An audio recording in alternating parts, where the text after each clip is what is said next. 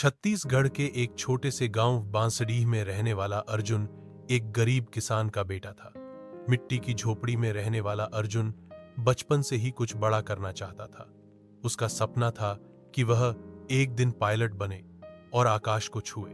गांव में पढ़ाई की ज्यादा सुविधा नहीं थी। अर्जुन सरकारी स्कूल में जाता था, जहां शिक्षक भी समय पर नहीं आते थे। लेकिन अर्जुन का मन पढ़ाई में पूरी तरह रमा रहता।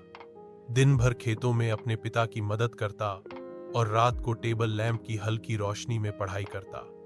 उसके पास किताबें कम थीं, लेकिन जिज्ञासा बहुत थी।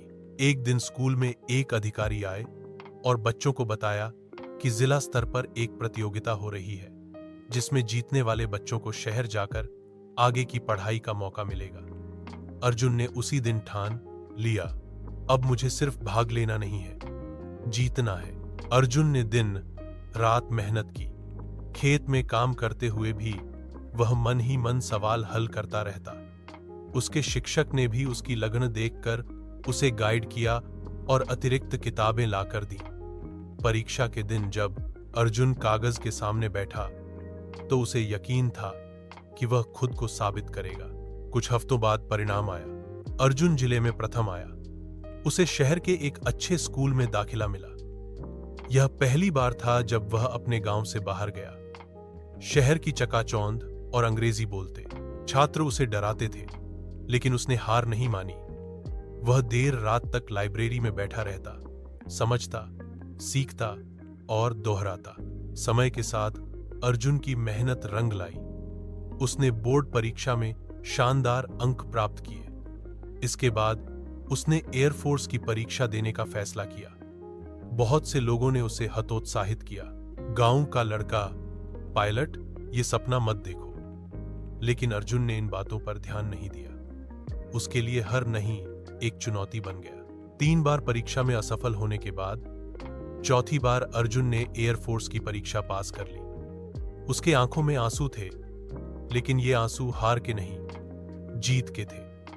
वह दिन और रात की मेहनत, ठंडी हवाओं में खुले आसमान के नीचे पढ़ाई करना, मां की दी हुई चपाती और पिता के संघर्ष को याद कर रहा था।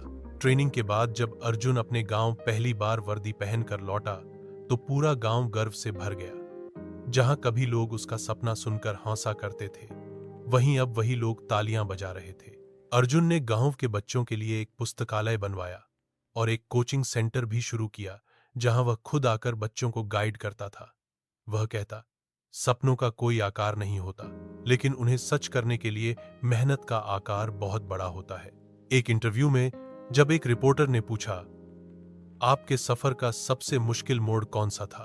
अर्जुन मुस्कुराया और बोला, जब मैंने अपने ही लोगों को अपने खिलाफ पाया, लेकिन उस दर्द ने ही मुझे उड़ान दी।